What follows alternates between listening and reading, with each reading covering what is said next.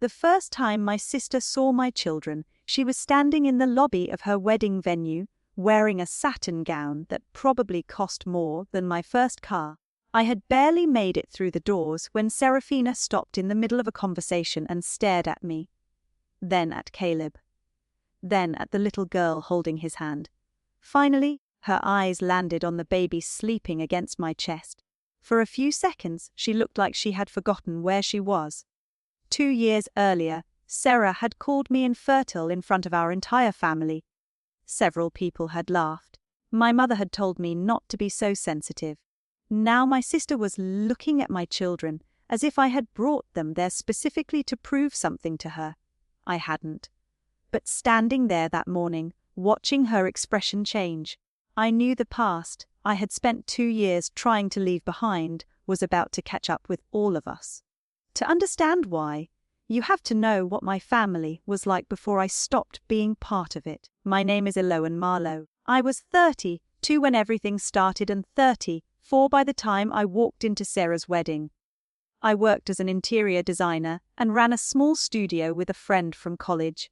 My husband, Caleb, was the kind of person who could spend 20 minutes comparing 2 nearly identical brands of coffee and then forget where he put his wallet. We had been married for 3 years when we started trying to have a baby. At first, neither of us worried. People kept telling us the same thing. Relax. Stop thinking about it. Take a vacation. Apparently everyone becomes a fertility expert the second they hear you're trying to conceive. After more than a year, we finally started seeing doctors. The news wasn't catastrophic, but it wasn't simple either. I had some reproductive issues that could make pregnancy more difficult. Nothing was certain. Nothing was impossible. The doctor was careful about that. I wasn't. I heard the word difficult and somehow translated it into failure. For weeks, I carried that fear around without telling anyone except Caleb. Then one afternoon, I made the mistake of telling my mother. Marjorie had always presented herself as the emotional center of our family. She remembered birthdays, organized holidays, and knew exactly which casserole every relative expected at Thanksgiving. She also had a talent for making you believe she was listening even when she had already decided what your problem was. I met her for lunch at a quiet cafe. I remember stirring my coffee long after the sugar had dissolved because I didn't know how to begin. Finally, I said, we're having some trouble getting pregnant. Her face softened immediately. She reached across the table and squeezed my hand. For one moment, I felt like a little girl again, relieved that my mother was there. I told her what the doctor had said. I told her there might be treatment options. I told her Caleb and I hadn't decided what we wanted to do next. Then I made one request. Mom, please. Not Sarah, not anyone. I'm not ready for the whole family to know. She looked almost offended that I thought I needed to ask. Of course not, she said. This stays between us. I believed her. That was my first mistake. My younger sister Serafina had always been treated differently from me. Nobody in our family used the words golden child. Families like mine rarely do. They use other phrases. Sarah is just more outgoing. Sarah has always been sensitive. Sarah didn't mean it that way. You're older, Elowen. You should understand. When we were kids, Sarah could borrow my clothes without asking, lose them, and somehow I was unreasonable for being upset. When she interrupted my high school graduation dinner because her boyfriend had stopped answering her texts, my mother spent the evening comforting her. When I complained, I was told, "Your sister is going through something." Apparently I was always old enough to manage my feelings, while Sarah was always young enough to be forgiven for hers. By adulthood, I had become very good at pretending it didn't bother me. Caleb noticed the pattern before I was willing to admit it. He once told me that every family gathering seemed to follow the same rule. Sarah was allowed to create tension. I was responsible for removing it. I laughed at the time. I wish I had listened. About 3 weeks after I told my mother about our fertility appointments, we went to my aunt's house for a family dinner. It wasn't a special occasion. Just one of those Sunday gatherings my mother insisted kept everyone close. There were maybe 14 people there. Sarah arrived late with Adrian, the man she had recently started dating seriously. She came through the door talking loudly about a bridal expo she wanted to attend even though they weren't engaged yet. That was Sarah. She liked celebrating things before they happened because it guaranteed everyone would pay attention twice. Dinner started normally. Then my aunt asked Caleb and me whether we had any exciting announcements coming. I hated that question by then, but I smiled and said, nothing to announce. Before I could change the subject, Sarah laughed. Don't put pressure on her. My fork stopped halfway to my mouth. She continued, still smiling. Some things take longer for some people. I looked across the table at her. Then I looked at my mother. Marjorie suddenly became very interested in cutting her chicken. A cold feeling moved through me. I had told one person. One. I asked carefully, what exactly do you mean by that? Sarah lifted one shoulder. Nothing. Mom just mentioned you guys were having a hard time.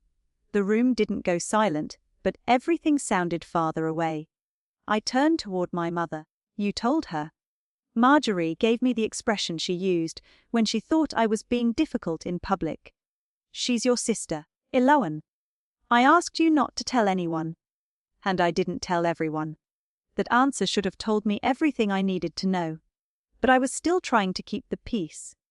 I lowered my voice. That wasn't yours to share. Sarah rolled her eyes. Oh my God. It's not like she announced it online. Caleb shifted beside me. I felt his hand touch my knee under the table, a quiet warning that I didn't have to stay. I should have listened to him too. Instead, I told myself I could get through dinner. Then Sarah started talking about how she and Adrian wanted a big family someday. My cousin joked that our mother would finally get the grandchildren she kept asking for. Sarah looked directly at me. I saw the decision happen on her face before she spoke. Well, somebody has to give Mom grandkids, she said. A few people laughed awkwardly. I didn't. Sarah smiled wider. Come on, Elowen. We all know you're basically infertile. This time the laughter was louder. Not everyone joined in, but enough people did. My uncle gave a short, uncomfortable chuckle. One cousin covered her mouth. Someone at the other end of the table whispered, Sarah, like a warning that came too late. I stared at my sister. Then I looked at my father. Gideon looked down at his plate. Finally, I looked at my mother. I waited for her to say that Sarah had crossed a line. I waited for her to apologize for telling my secret. I waited for anything that sounded like a mother choosing her hurt daughter over the comfort of the person who hurt her. Marjorie sighed instead. Oh, Elowen, don't make that face. Your sister is joking. And in that moment, I realized something that would take me another 2 years to fully understand. My family wasn't shocked that Sarah had humiliated me. They were already preparing themselves for the inconvenience of my reaction. I left the table before anyone could explain to me why I wasn't supposed to be hurt. Caleb followed me into the hallway, grabbed our coats from the rack, and didn't ask whether I wanted to stay. That was one of the things I loved about him. He knew there were moments when giving me another choice would only make me feel responsible for everyone else's comfort again. We were halfway to the car when I heard the front door open behind us. For one stupid sec, I thought it might be my mother coming to apologize. It was my aunt. She stood on the porch and called my name. Elowen, don't leave like this. You know how Sarah is. I stopped walking. Even then, I almost turned around. Yes, I said. I do. My aunt gave me a helpless little smile, as if that settled everything. She doesn't think before she speaks. Caleb opened the passenger door for me. I looked back at my aunt and asked the question nobody in my family ever seemed able to answer. Then why am I always the one expected to think before I react? She didn't have an answer. On the drive home, Caleb was furious. I was embarrassed. Somehow those two emotions didn't feel the same. He was angry at them. I was still angry at myself. I kept replaying the dinner and wondering if I had made things worse by leaving. That was how deeply my family had trained me. My sister had used private medical information to humiliate me in front of 14 people, and I was worried that walking out might have been rude. Caleb finally turned down the radio and said, You know none of that was your fault, right? I stared through the windshield. Sarah goes too far sometimes. No, he said. Sarah goes exactly as far as everyone lets her. I didn't respond. Part of me still wanted to believe the next morning would fix everything. Maybe Sarah would wake up embarrassed. Maybe Mom would call and admit she shouldn't have told her. Maybe Dad would finally say something. My phone was full of messages when I woke up, but none of them said what I hoped. My cousin wrote, "Sorry things got awkward last night." My aunt said, "Hope you're feeling better today." Another relative told me not to let one bad joke create a family feud. Nobody said, Sarah was wrong. Nobody asked whether I was okay. They talked about the atmosphere, the awkwardness, the family. It was as if the greatest damage done that night was that dinner had ended early. I called my mother.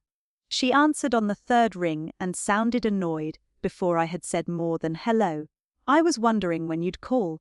Why did you tell Sarah? There was a pause. I already explained this. No, you didn't. I told you something private. I specifically asked you not to tell anyone. She's your sister. That's not an answer. Marjorie sighed. I thought she should know what you're going through. Sisters support each other. I almost laughed. Is that what you call last night? Her tone sharpened.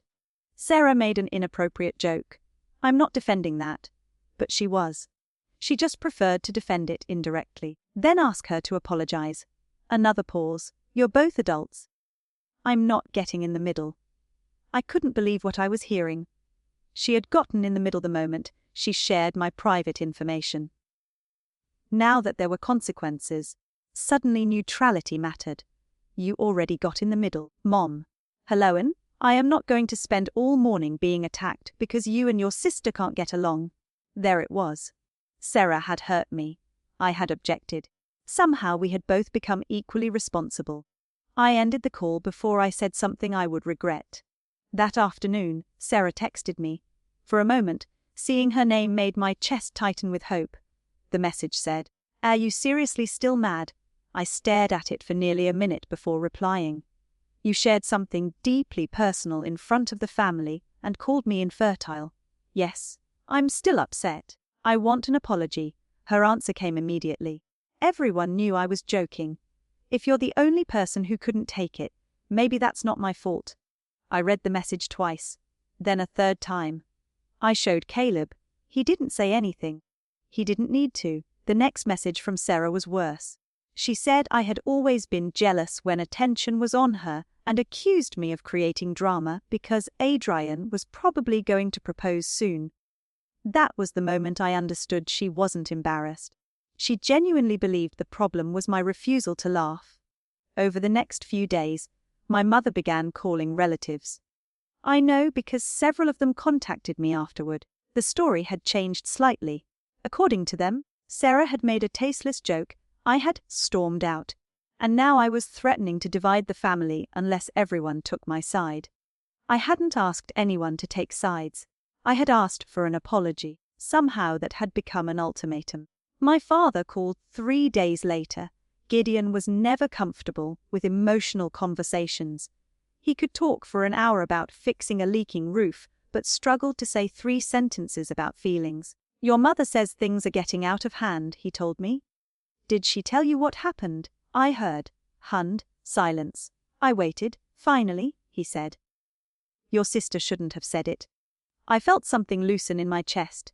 Then he added, but maybe everyone just needs some time to cool down. There it was again. The family solution to every problem Sarah caused wait until Elowen stopped being hurt.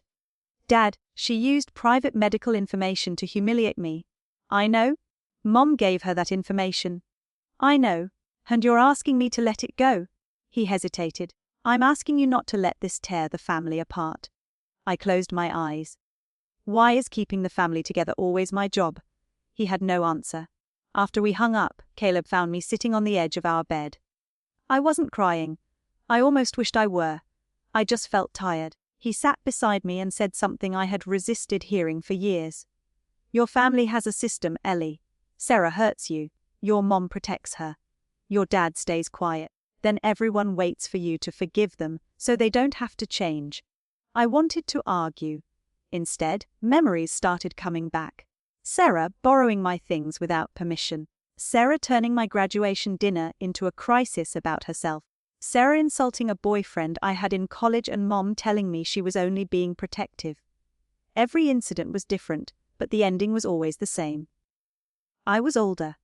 I was calmer. I was responsible. I should understand. The more I remembered, the clearer the pattern became. Sarah had never needed to learn where the line was because my family kept moving it for her. A week after the dinner, my mother called again. She didn't ask how I was doing. She wanted to know whether Caleb and I were coming to Sunday lunch. Not unless Sarah apologizes, I said. Marjorie's voice went cold. I am not letting you hold this family hostage over one stupid comment. I'm not holding anyone hostage. I'm choosing not to sit at a table with someone who thinks my pain is entertainment. So you're just going to exclude yourself from your own family. The sentence was designed to frighten me. Normally, it would have worked. I would have imagined holidays without them, birthdays I wasn't invited to, family photos with an empty space where I used to stand. I would have apologized just to make that fear disappear. But something was different this time. Maybe it was Caleb's words. Maybe it was the messages from relatives who cared more about restoring dinner than understanding why I had left it. Or maybe I was simply exhausted from being the person who always returned first. Then maybe I am, I said. My mother went silent. I could almost feel her waiting for me to take it back. I didn't. If that's your choice, she finally said, don't blame us later. I ended the call. I sat there staring at my phone, terrified by what I had just done. I thought I had drawn a temporary boundary. I had no idea my family would treat it like an exit door, or that nearly 2 years would pass before I walked through one of their doors again. Walking away from my family didn't feel brave at first. It felt lonely. For the first few weeks, I kept expecting someone to show up at our door and tell me the whole thing had gone too far. Instead, Sunday lunches continued without me. Birthdays happened. Holiday plans were made. Photos appeared online with smiling faces crowded around tables where I used to sit.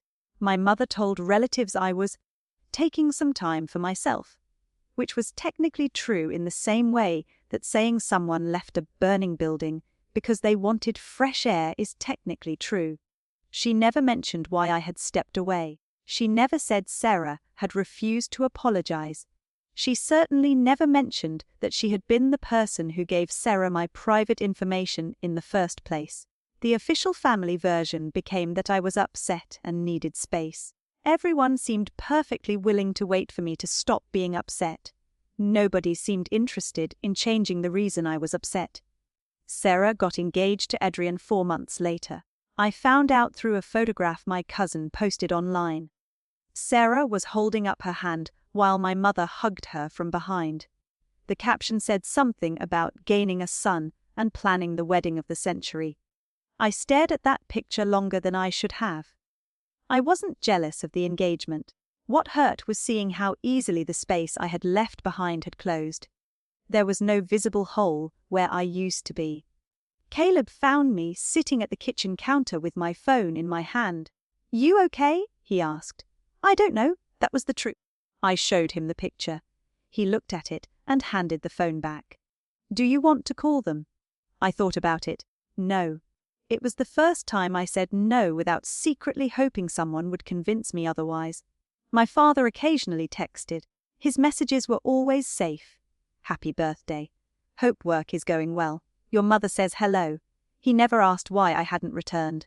I never asked why he hadn't come looking for me. Meanwhile, Caleb and I were still trying to figure out what becoming parents might look like for us. For months after that dinner, I couldn't separate what I wanted from what I wanted to prove. Every appointment felt like an argument with Sarah that she wasn't even present for. Every disappointing result sounded like her voice in my head. Basically infertile. I hated that 2 careless words had gained that much power over me. Eventually, Caleb suggested counseling. I resisted at first because I thought counseling meant something was wrong with our marriage. It turned out our marriage was one of the healthiest things in the room. I was the one carrying an entire invisible jury around with me. During one session, our counselor asked me why I wanted to become a mother. I gave all the obvious answers. I loved children. I wanted a family with Caleb. I had always imagined being a mother. Then she asked, if your sister never found out whether you had a child, would you still want one? The question embarrassed me because I understood why she was asking. I started crying before I answered. Yes, I said. Then maybe that's the desire you need to protect, she told me. That conversation changed something, not overnight. Healing rarely works that neatly. But I began asking myself whether every decision was moving me toward the life I wanted or back toward the people I was trying to escape. Caleb and I started discussing foster care seriously. We attended information sessions. We completed training. We filled out more paperwork than I knew could exist for anything. I was terrified of doing it for the wrong reasons. I told Caleb that repeatedly. He finally said, then let's not pretend this is a replacement for anything. Let's just decide whether we have a home we can share with a kid who needs one. Months later, Maisie came into our lives. She was 6 years old and arrived with one small suitcase, a backpack, and an expression that made her look much older. The first evening, I showed her the bedroom we had prepared. I had deliberately kept it simple because I didn't know what she liked yet. She stood in the doorway without touching anything.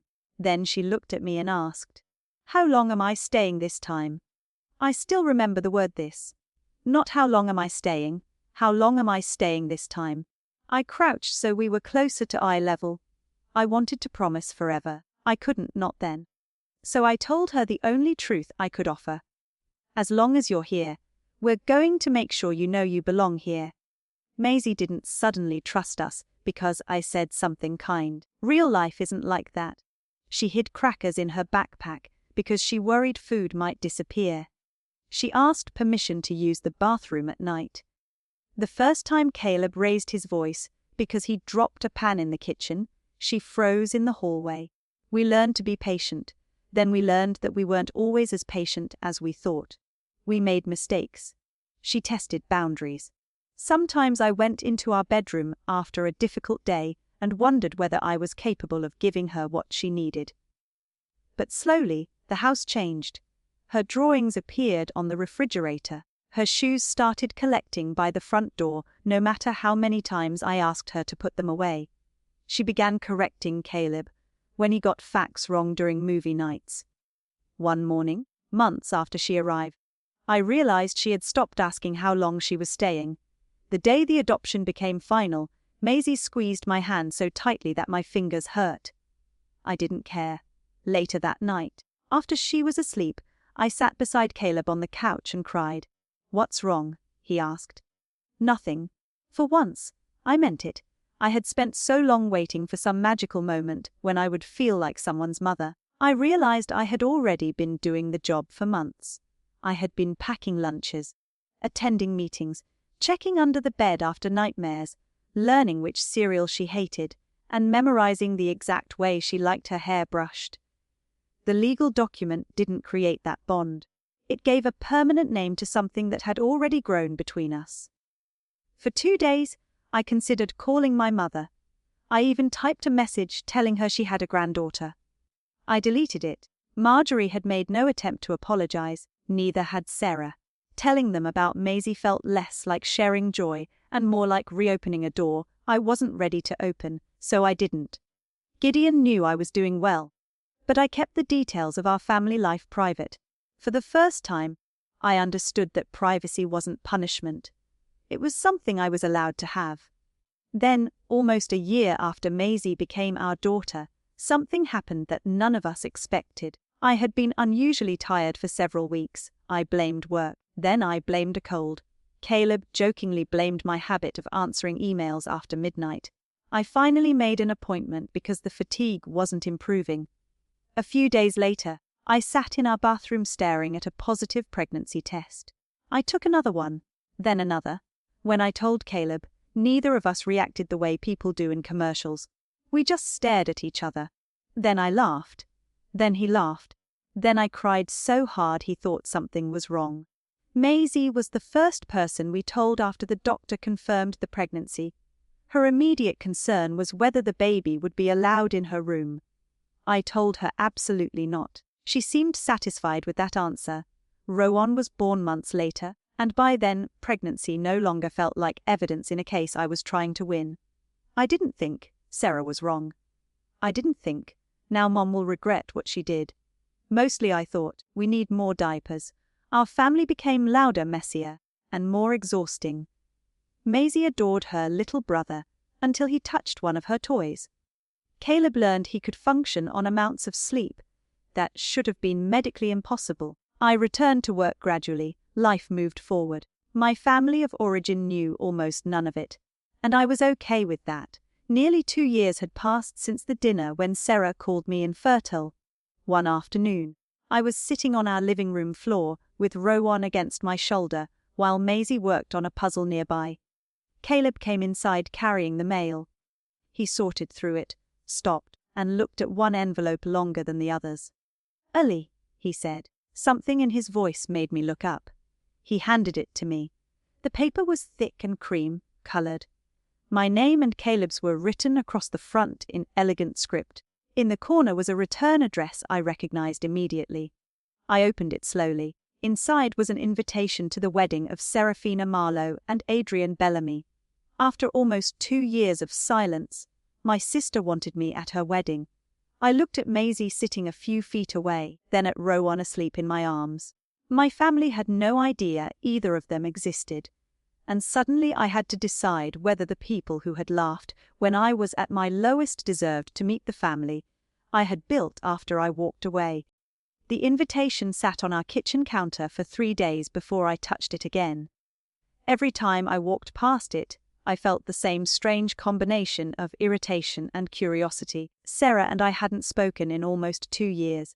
My mother had sent occasional holiday messages that sounded as if they had been copied from greeting cards, and my father still checked in every few months. But nobody had ever addressed what happened. There had been no apology, no acknowledgement, nothing. Yet there it was, an expensive wedding invitation asking Caleb and me to celebrate, as though the last 2 years were simply an inconvenient gap in the family calendar. The invitation was addressed only to us. There was no mention of Maisie or Rowan because, as far as the Marlowes knew, they didn't exist. "We don't have to go," Caleb said when he saw me studying it again. "I know. Do you want to?" "I don't know." That answer bothered me. 2 years earlier, I would have immediately said yes, because declining would have meant disappointing my mother. Now I wasn't sure what I wanted, and I realized that uncertainty was progress. I placed the invitation back on the counter. The next morning, my mother called. I almost didn't answer. "Elowen?" Marjorie said brightly, as though we had spoken the previous week. "Did you get the invitation?" "I did." "Wonderful. Sarah will be so happy if you come." I waited for something else. An apology, a reference to the last time we had been in the same room. Anything. Instead, she started talking about the venue, the flowers, and how stressful wedding planning had been. Finally, I interrupted her. "Mom, you know Sarah and I haven't spoken in almost 2 years." Her voice changed slightly. "Which is exactly why this could be good for everyone." "Good how?" "A fresh start." I nearly laughed. My mother loved fresh starts because they allowed her to skip the part where anyone took responsibility for the old ending. "Has Sarah apologized?" I asked. Silence. Then Marjorie sighed. "Elowen, a wedding isn't the place to reopen old wounds." I didn't ask about the wedding. I asked if she apologized. "You know what I mean." I did. She wanted my presence without acknowledging my absence. If I showed up, the family could pretend everything had healed naturally. Nobody would have to ask why I had disappeared. Nobody would have to admit what had driven me away. "I'll think about it," I said. My mother sounded relieved, apparently interpreting that as progress. Before hanging up, she added, "Just remember, this day is about your sister." That sentence stayed with me. I hadn't even agreed to attend, and she was already warning me not to cause trouble. That evening, I told Caleb I was leaning toward declining. He nodded. "Then decline. You make everything sound easy." "No," he said. I just think you've spent enough years treating their comfort like it's more important than yours. I was about to answer when my phone rang. It was my father. Gideon almost never called unexpectedly. "Can we meet?" he asked. 2 days later, I met him at a small diner halfway between our homes. When I arrived, he was already sitting in a booth with coffee in front of him. He looked older than I remembered. Not dramatically, just enough to remind me that 2 years had passed for him too. We made awkward conversation for several minutes. Work, the weather, a renovation project he had started. Finally, I put down my coffee. "Dad, why am I here?" He stared at his hands. "Because I owe you an apology." I didn't speak. I had imagined hearing those words from my family more times than I wanted to admit. Now that they were finally coming, I didn't know what to do with them. Gideon continued. "I knew what happened that night was wrong." "You didn't say anything?" "I know." "You watched me leave?" His face tightened. "I know that too." There was no defense in his voice, which somehow made it harder to stay angry. He told me that after I left the dinner, he had argued with my mother privately. He told her Sarah had crossed a line. Marjorie had dismissed it. According to her, Sarah had always had a sharp sense of humor, and I had always taken things too personally. Then Gideon told me something I hadn't known. "Your mother said you'd calm down eventually," he said. "She said you always did." I stared at him. He looked ashamed. "Her exact words were that you'd come back when you were done making your point." Something cold settled in my stomach. For 2 years, I had wondered whether my mother missed me, whether she ever considered calling and apologizing. Now I understood that she had simply been waiting for me to perform the role I had always performed. The reasonable daughter, the forgiving daughter, the daughter who returned first. "And you let her wait?" I asked. Gideon nodded. "Yes." At least he was honest. "Why?" He took a long breath. "Because I've spent most of my marriage convincing myself that staying out of arguments makes me neutral." I didn't respond. "It doesn't," he continued. "I see that now. Your mother would defend Sarah. Sarah would say something hurtful. You would get upset. And I would tell myself it wasn't my place to interfere. So I was alone." Yes.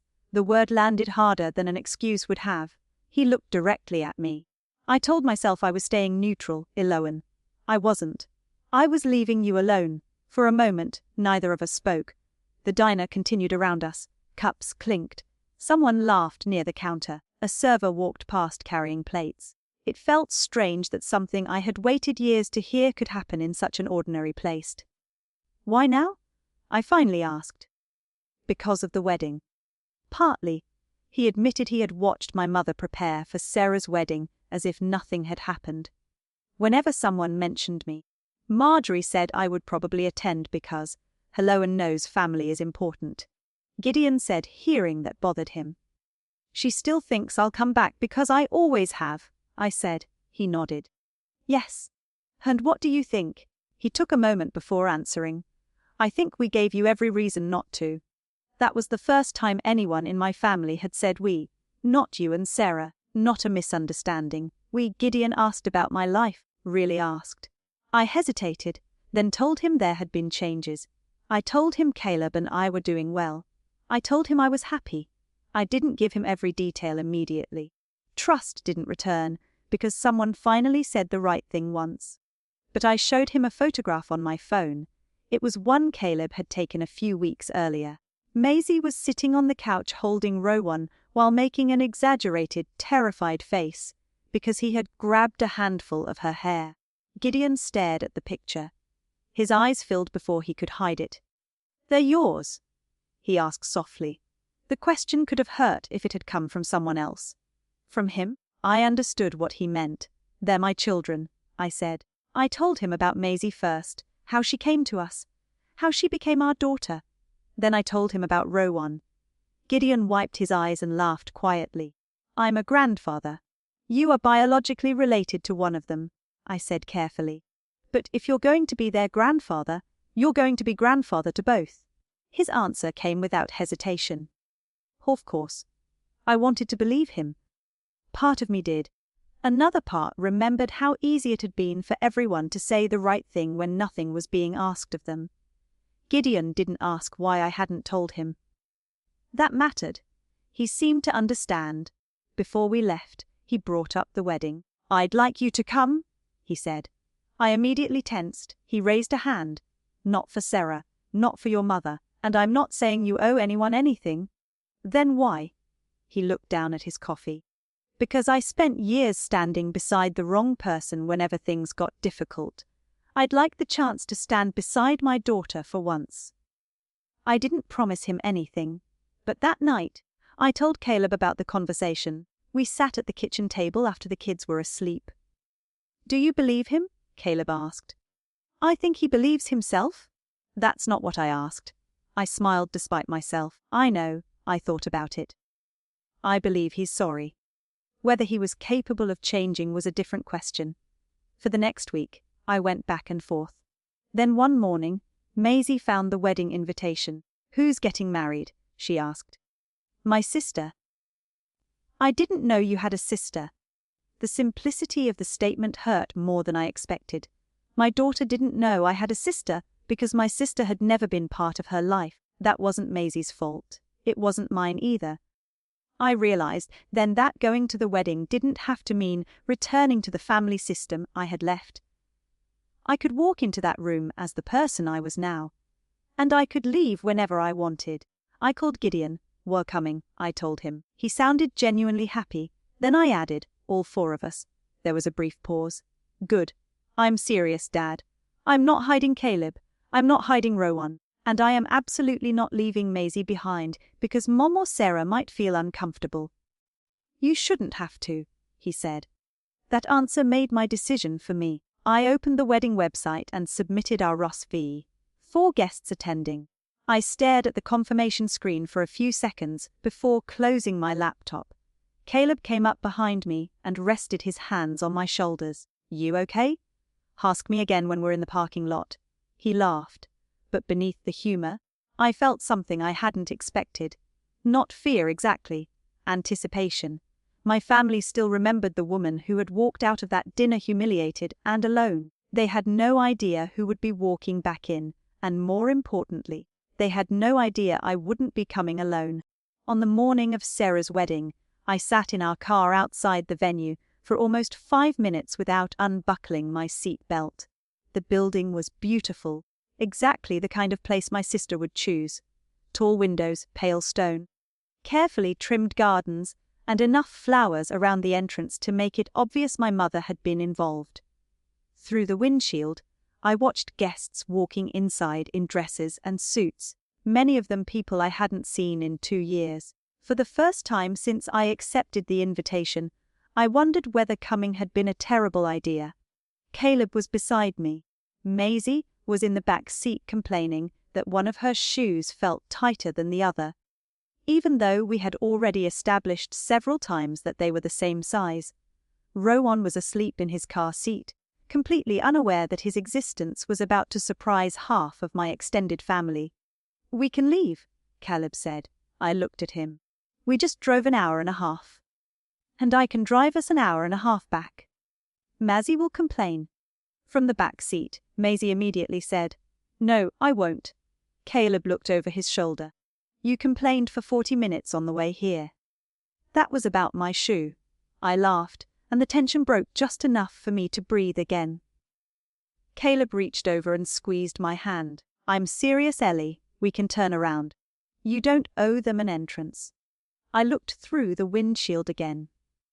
2 years earlier, I would have gone inside because I was afraid of what my mother would say if I didn't. Now I realized I wanted to go in for a completely different reason. I wanted to see my father. I wanted to give him the chance he had asked for. More than that, I wanted to prove something to myself. Not that I could have children. Not that Sarah had been wrong. I wanted to know that I could walk into a room full of people who had once made me feel small without becoming that version of myself again. "Let's go," I said. Caleb got Maisie out while I lifted Rowan from his car seat. He stirred against my shoulder, but didn't wake. We walked toward the entrance together, and with every step I reminded myself that I could leave whenever I wanted.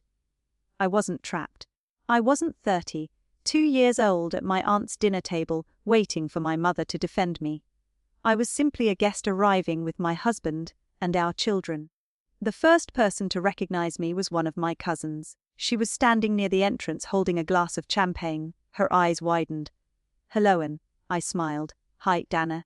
She hugged me awkwardly, then looked at Caleb, then Maisie, then Rowan.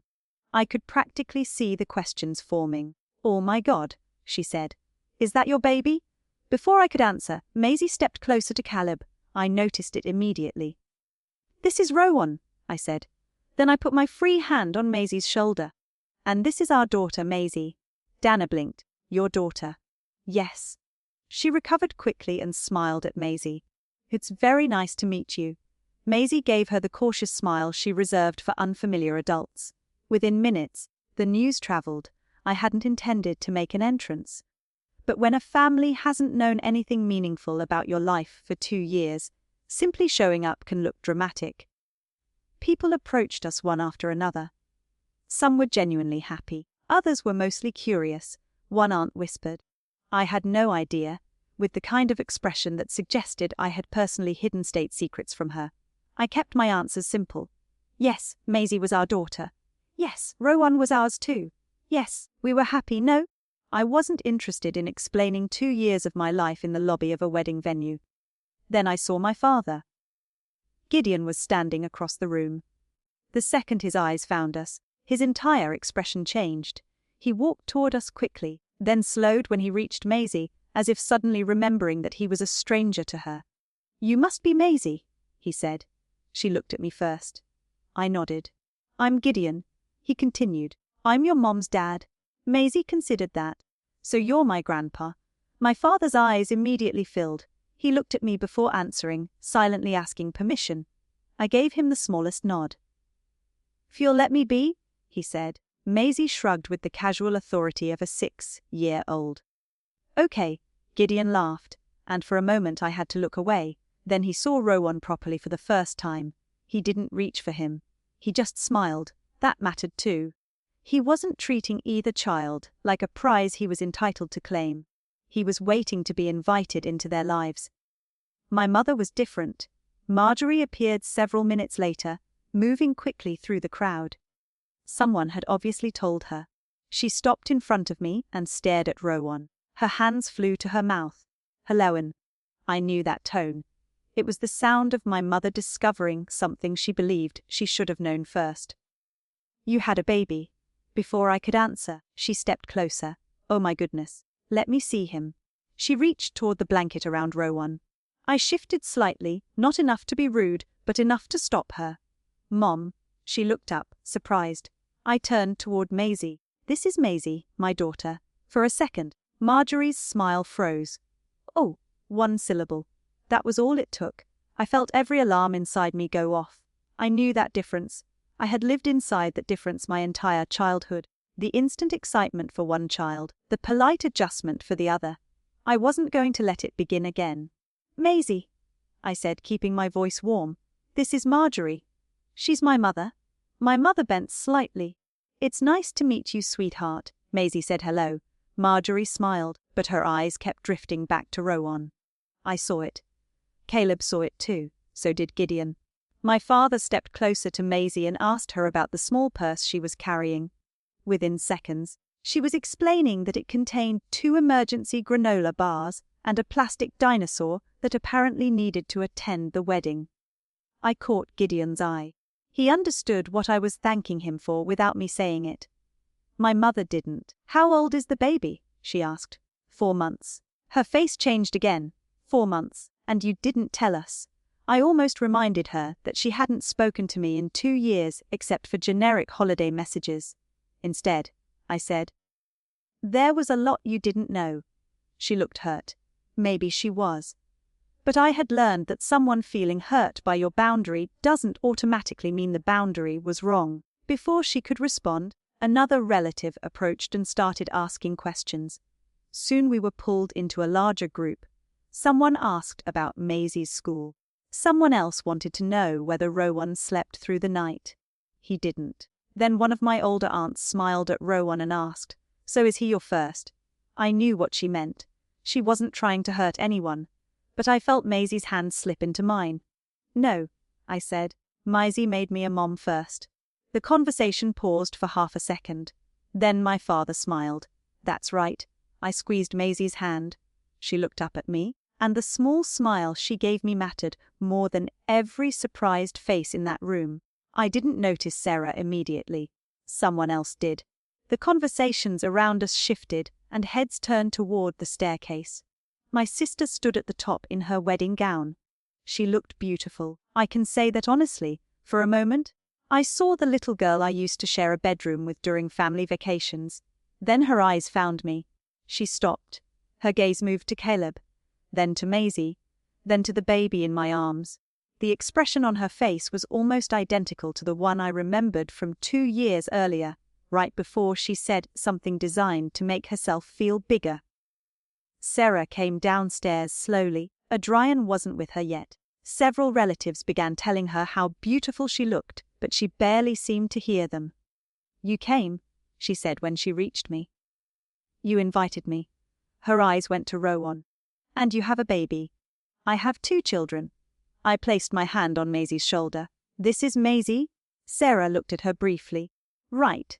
That single word told me she already understood the situation and didn't like it. Not because I had children, because everyone was looking at me. On her wedding day. I hadn't planned it. I hadn't announced anything. I hadn't even wanted the attention. But Sarah had spent her entire life treating attention like a limited resource. If someone else had it, she believed something had been taken from her. My mother appeared beside her almost immediately. "We should probably get everyone seated soon," Marjorie said. "Today is about the bride." There was the reminder again. I almost smiled. Of course it is. I meant it. I had no desire to compete with Sarah. But she didn't believe me. Over the next 15 minutes, I tried to move away from the center of the room. It didn't help. Relatives kept approaching. People wanted to meet the children. Maisie gradually relaxed and started answering questions herself. Rowan woke up and immediately became fascinated by Gideon's tie. Then Vivienne Bellamy, Adrian's mother, joined us. I had never met her before. She was warm and elegant without being intimidating. She introduced herself to Caleb and me, then crouched slightly to greet Maisie at eye level. "I love your dress," she said. Maisie smiled. "It has pockets." "Then it's an excellent dress." I liked Vivienne immediately. Sarah joined the conversation a moment later. Her smile looked strained. One of the guests complimented our family and said something about how lucky Caleb and I were to have 2 beautiful children. "We are," I said. Maisie leaned against me. Sarah laughed softly. I recognized that laugh. It was the one she used right before saying something she wanted everyone else to pretend was harmless. "Well," she said, looking at Rowan, "least he's actually yours." For 1 second, I thought I had misheard her. Then I felt Maisie's body stiffen beside me. 2 years earlier, Sarah had made a cruel joke and people had laughed. This time, nobody did. The silence was immediate. Heavy. Sarah's smile faltered. I looked down at my daughter before I looked at my sister, and then a voice came from directly behind Sarah. "I'm sorry," Vivienne said calmly. "What exactly is that supposed to mean?" The silence after Vivienne's question was so complete that I could hear Rowan making small noises against my shoulder. Sarah turned around slowly. For the first time since I had arrived, she looked genuinely uncertain. "What?" she said. Vivienne's expression didn't change. "You said the baby was actually Elowen's." "I'm asking what you meant." Sarah glanced around, probably searching for the familiar faces that usually rescued her from moments like this. My mother was standing only a few feet away. Gideon was nearby. Several relatives who had been at that dinner 2 years earlier were watching. Nobody spoke. Sarah gave a nervous laugh. "Oh, come on. I was joking." There it was. The sentence that had protected her for most of her life. I looked down at Maisie. She wasn't smiling. Her fingers had tightened around mine, and I knew immediately that whatever happened next, my priority wasn't winning an argument with my sister. It was making sure my daughter understood that nothing Sarah said could change where she belonged. I crouched beside her as much as I could while holding Rowan. "Hey," I said quietly. "Why don't you go show Caleb that dinosaur in your purse? I think he forgot what it looks like." Maisie knew I was redirecting her, but she went anyway. Caleb met my eyes as she approached him. He was angry. I could see it. But he understood. He took Maisie's hand and moved a few steps away. When I stood again, Vivian was still waiting for an answer. Sarah looked irritated now. Uncertainty had always turned into anger quickly with her. "I didn't mean anything," she said. "Obviously Maisie is part of their family. I was just saying Rowan is biologically hers." Vivian nodded once. "And why did that distinction need to be made?" Sarah opened her mouth, then closed it. My mother finally stepped forward. "I'm sure this is just a misunderstanding." Vivian looked at her. "Is it?" Marjorie gave the diplomatic smile she used whenever she wanted a problem to disappear. Sarah has a very dry sense of humor. Vivian's expression hardened slightly. I was adopted. My mother's smile vanished. Sarah went pale. Vivian continued in the same calm voice. "So I'm curious which part of suggesting an adopted child isn't actually someone's child was supposed to be funny." Sarah immediately began backtracking. "That's not what I meant." "Then what did you mean?" "I already explained it." "No," Vivian said. "You called it a joke." I had spent most of my life watching Sarah escape consequences by making the person she hurt explain why they were hurt. This was different. Vivian wasn't emotional. She wasn't raising her voice. She was simply refusing to participate in the script. Sarah didn't know what to do with that. "This is ridiculous," she muttered. That was when Adrian appeared. He had been speaking with someone near the ceremony room and had apparently noticed the growing group. "What's going on?" he asked. Sarah turned toward him immediately. "Nothing. Elowen is making a big deal out of something I said." I almost admired how quickly she did it. I hadn't said anything, yet somehow, within seconds, I was the cause. Adrian looked at me, then at his mother. Vivienne answered before I could. "Your fiancé made a comment suggesting Elowen's adopted daughter wasn't really hers." Sarah threw up her hands. "That is not what I said." "You said Rowan was actually mine," I said. My voice was calmer than I felt.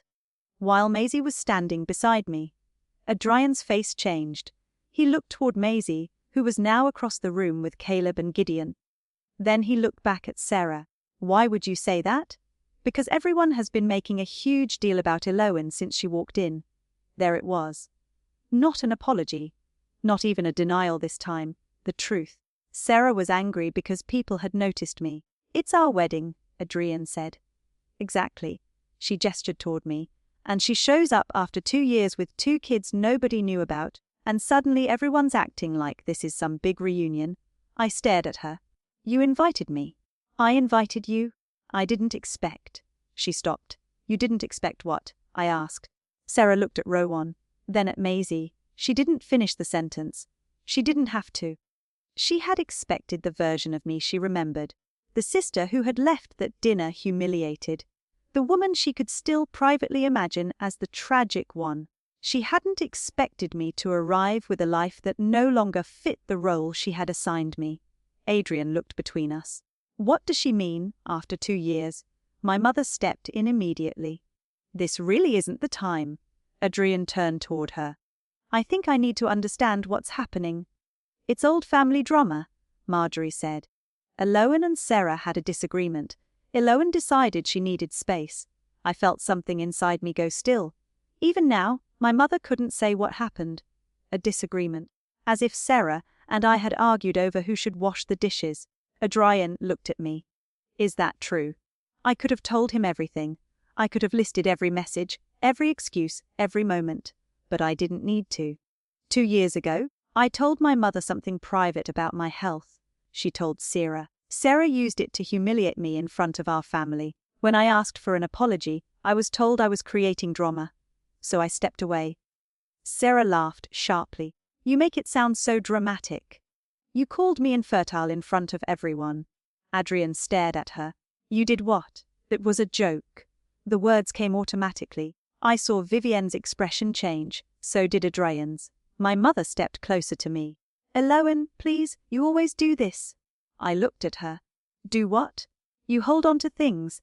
You bring up the past at the worst possible moment. This is your sister's wedding day." For years, those words would have worked. They would have made me question myself. But then I looked across the room at Maisie. She was watching us. I thought about what Sarah had just said in front of her. And suddenly, I understood that if I accepted the old family rules again, I wouldn't be the only person paying the price. "Mom, I didn't bring up the past." Adrian asked why I hadn't been around. "You could have said this wasn't the time."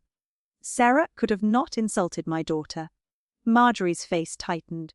"You knew arriving like this would attract attention." I actually laughed then. I couldn't help it. "Arriving like what?" She gestured vaguely toward my family. The second she did, I saw Gideon's expression change. "Go ahead," I said. "Finish that sentence." "Marjorie didn't. Sarah did. You knew nobody knew about them, because none of you were part of my life. That was your choice." "Yes," I said. It was. My mother turned toward Gideon as if she had finally reached the person who could restore order. "Gideon, please say something." My father looked at her. Then he looked at me. 2 years earlier, I had waited for him to speak and watched him lower his eyes to his plate. This time, he didn't look away. "All right," he said. Marjorie seemed relieved for exactly 1 second. Gideon turned toward Adrian. "Elowen is telling the truth." My mother went still. Sarah stared at him. Gideon continued. "Marjorie told Sarah about Elowen's medical situation after Elowen asked her to keep it private. Sarah made fun of her in front of the family. Some of us laughed. The rest of us said nothing." His voice tightened. "I said nothing." "Dad," Sarah warned. He looked at her. "No. I've been quiet long enough." I had never heard my father speak to her that way. Neither had she. "You were cruel to your sister," he said. "And instead of making you face it, we made Elowen responsible for forgiving you." Marjorie stepped toward him. "This is not the place for this conversation." Gideon shook his head. "That's what we always say. Wrong time, wrong place. Don't ruin dinner. Don't ruin Christmas. Don't ruin the wedding." And somehow that always means Sarah can say whatever she wants while Elowen has to wait for a convenient time to be hurt. Nobody moved. Gideon looked at me briefly, then back at Sarah. "We taught you that anything became acceptable as long as you called it a joke afterward." Sarah's face flushed. "So now everyone is against me?" "Nobody is against you," Gideon said. "We're finally not protecting you from what you said." Adrian was staring at Sarah in a way I hadn't seen before. Not angry exactly, more unsettled. "Do you really think Maisie isn't Elowen's daughter?" he asked. "I never said that." "Then answer the question." Sarah looked around. "Why are we even talking about this?" Adrian didn't move. "Because someday we might have children. And I'm standing here wondering what happens if one of them doesn't fit the picture you have in your head. That's completely different." "How?" She had no answer. Vivienne stepped beside her son, but didn't speak. She didn't need to. Adrian looked at Sarah for several long seconds, then he exhaled. "I can't do this right now." My mother immediately panicked. "Adrian, everyone is here. The ceremony is supposed to start soon." He looked at her. "I know." Then he turned back to Sarah. "That's the problem. I'm supposed to marry you in a few minutes, and right now I'm not sure I know who I'm marrying." Sarah's face changed completely. "You're not serious? Or need time? Because of her?" She pointed at me. Adrian shook his head. "Because of you." He said he wanted to postpone the ceremony, not cancel the relationship, not make a final decision in front of a crowd. Just stop, think, ask questions he clearly wished he had asked before that morning. My mother began trying to reason with him. Sarah began crying. Several guests quietly moved away, suddenly fascinated by anything that wasn't our family. I stood there holding Rowan and felt none of the triumph I might once have imagined. I didn't want Sarah's wedding destroyed. I wanted my daughter not to be treated as less than. That was all. But Sarah didn't see it that way. She turned toward me, her face twisted with anger and humiliation. "You did this?" she said. I stared at her. "Sarah, you came here to do this." Her voice rose. You couldn't stand that I was happy, so you showed up with your perfect little family and ruined everything. And just like that, even with her own words still hanging in the room, my sister found the one person she believed should carry the consequences for her again. Me. For most of my life, hearing Sarah say, "You did this," would have been enough to make me defend myself for the next hour. That day, it wasn't. I looked at my sister standing in her wedding dress, surrounded by flowers, family members, and confused guests, and realized there was nothing left for me to explain. I hadn't told her to insult Maisie. I hadn't told my mother to defend her. I hadn't asked my father to reveal what happened 2 years earlier. And I certainly hadn't asked Adrian to question the woman he was about to marry. Those were consequences of choices I didn't make. I came because you invited me, I said. Sarah shook her head furiously. You knew exactly what you were doing. I brought my husband and my children to a family wedding. Children nobody even knew existed. Because none of you were part of my life. My mother stepped forward. Elowen, please don't make this worse. I looked at her and almost smiled at how familiar those words were. Even now, with Sarah's wedding postponed because of something Sarah had said, my mother was still looking at me to repair the damage. I'm not making anything worse, Mom. I turned back to Sarah. I brought my family. You brought the rest on yourself. She stared at me as if I had slapped her with the sentence. 2 years earlier, I would have stayed. I would have argued until I was exhausted, trying to convince people determined not to understand me. This time, I looked across the room at Caleb. He already had Maisie's purse over one shoulder and was holding her hand. He knew. We were leaving. I walked over to them. Gideon followed. Elowen. I turned. My father looked devastated, but not because the wedding had been postponed. His eyes went to Maisie. Is she okay? I don't know yet, he nodded. I'm sorry. I could tell he wanted to say more, but for once, he didn't make his guilt another thing I had to carry. Call me when you're ready, he said. I nodded. Then Caleb and I took our children and walked out. Nobody tried to stop us. In the parking lot, the air felt strangely cool after the crowded venue. I secured Rowan in his car seat while Caleb helped Maisie with hers. She was unusually quiet. That worried me more than anything Sarah had said. We had been driving for about 15 minutes when her voice came from the back seat. Mom? Yes, sweetheart. Am I really your daughter? The question went straight through me. Caleb's hands tightened on the steering wheel. I turned as far as my seat belt allowed. Maisie was looking down at her lap. Of course you are. But she said Rowan is actually yours. I closed my eyes for half a second. This was the real consequence, not the postponed wedding, not my mother's embarrassment, not Sarah's anger. A 6-year-old girl who had already spent too much of her life wondering whether families were permanent had heard an adult suggest that she was somehow less real than her baby brother. Maisie, look at me, she did. You were my daughter before Rowan was even a possibility. Her eyes filled with tears. But he grew in you. He did. I reached between the seats and held out my hand. She took it. And you grew in my life. Those are different stories. Neither one is more real.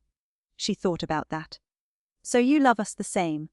I love you both completely. That's not something you have to compete for. The second I said it, I realized I wasn't only talking to Maisie. I was saying the words I had needed someone to say to me when I was a child. Love wasn't supposed to be a competition. There wasn't supposed to be a winner and a loser, a golden child and the child expected to understand. Caleb pulled into a quiet parking area and stopped the car. I climbed into the back seat and hugged Maisie.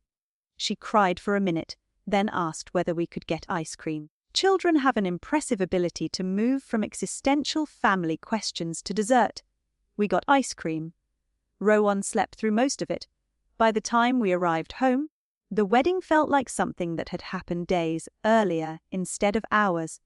My phone was full of messages. I ignored almost all of them. There were relatives asking what happened after we left. A cousin wanted to know whether Adrian had officially cancelled the wedding. Someone else said they were sorry about what Sarah had said. My mother called 6 times. Sarah sent 3 messages. The first blamed me, the second blamed Gideon, the third blamed Adrian's mother. Apparently everyone was responsible except Sarah. I didn't respond. That night, after both children were asleep, Caleb and I sat in the kitchen. "Do you regret going?" he asked. I thought carefully before answering. "I regret that Maisie heard what she heard." "That's not what I asked." "No?" I said. "I don't regret going.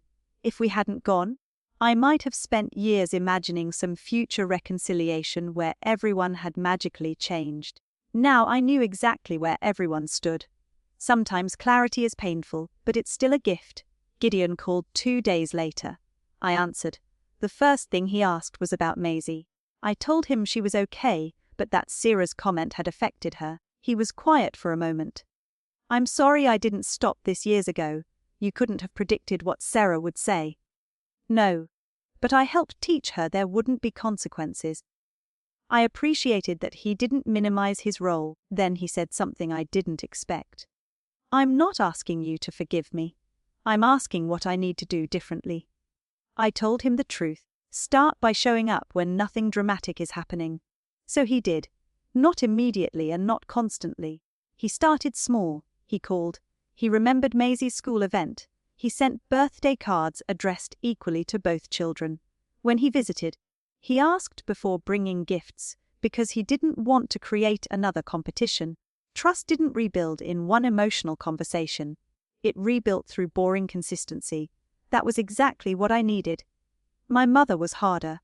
A week after the wedding, she called and asked when she could see her grandchildren. I noticed the plural. That was progress, but words alone weren't enough. "Before that happens, we need to be clear about something," I said. Marjorie immediately became defensive.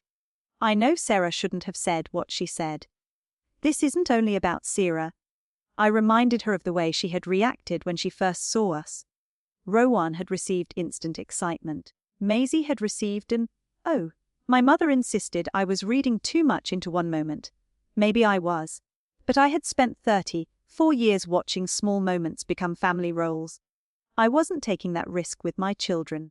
"You don't get one real grandchild and one adopted one," I told her. "You get 2 grandchildren, or you get none." She went silent. "I would never treat a child badly." You don't have to treat someone badly to make them feel second. That was the lesson she had never understood about Sarah and me. My childhood hadn't been a collection of dramatic acts of cruelty. It had been thousands of small decisions about whose feelings mattered more.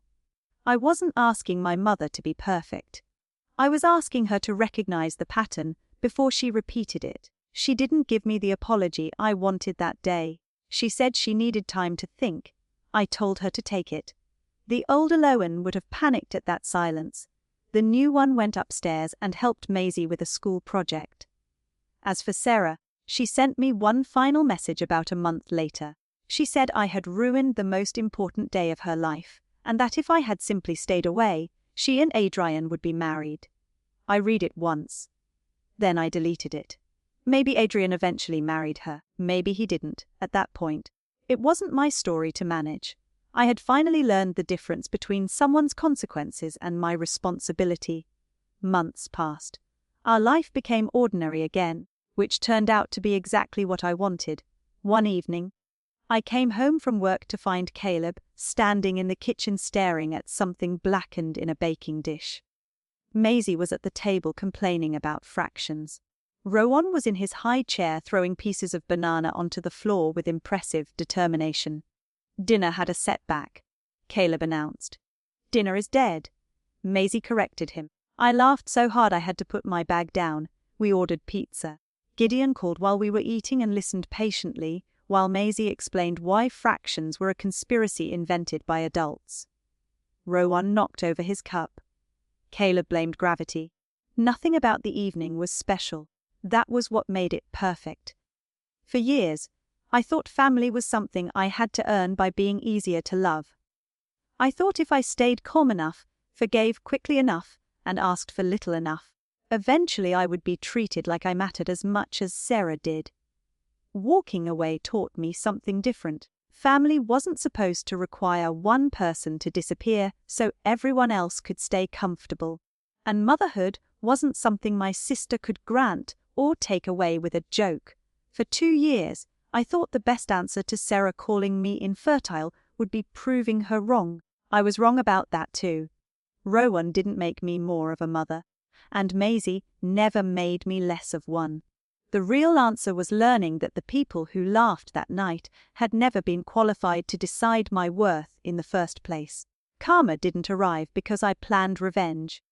It arrived the moment Sarah made the same kind of cruel joke in a room where nobody was willing to laugh anymore, and my victory wasn't watching her lose control of her wedding day. It was coming home afterward and realizing I had something far more valuable than her approval. I had a husband who stood beside me, a daughter who knew she belonged, a son who would grow up knowing love wasn't a competition, and a home where nobody had to become smaller so someone else could feel important. If your own family had spent years telling you to keep the peace while protecting the person who kept hurting you, what would you have done in my place? A few months later, I realized something had changed in me because I stopped checking my phone whenever a family gathering came around. I no longer wondered who was there, what they were saying about me, or whether my absence had finally made someone understand what they had lost. My life had become too full for that. Not perfect, just full. Gideon kept his promise to show up in ordinary ways. He came to Maisie's school performance and sat through 40 minutes of children singing slightly off key without complaining once. He remembered Rowan's birthday without needing a reminder. More importantly, he never treated one child as more deserving of his attention than the other. Marjorie moved more slowly. She eventually agreed to my boundary, although rebuilding trust with her was still a work in progress. I didn't need a dramatic apology anymore. I needed consistency, and I had learned to wait for actions instead of being persuaded by words. Sarah and I remained apart. I heard through relatives that she and Adrian were taking time to figure out their future, but I stopped asking for details. Whatever happened between them belonged to them. I didn't need her relationship to fail for my life to feel successful. That might have been the biggest change of all. Once, I thought revenge would mean watching the people who hurt me lose everything while I stood somewhere nearby feeling vindicated. Real karma was much quieter. It was my father learning that silence had consequences. It was my mother realizing access to my children wasn't automatic. It was Sarah discovering that calling cruelty a joke only worked when everyone around her agreed to laugh. And it was me finally understanding that I didn't have to participate in any of it anymore.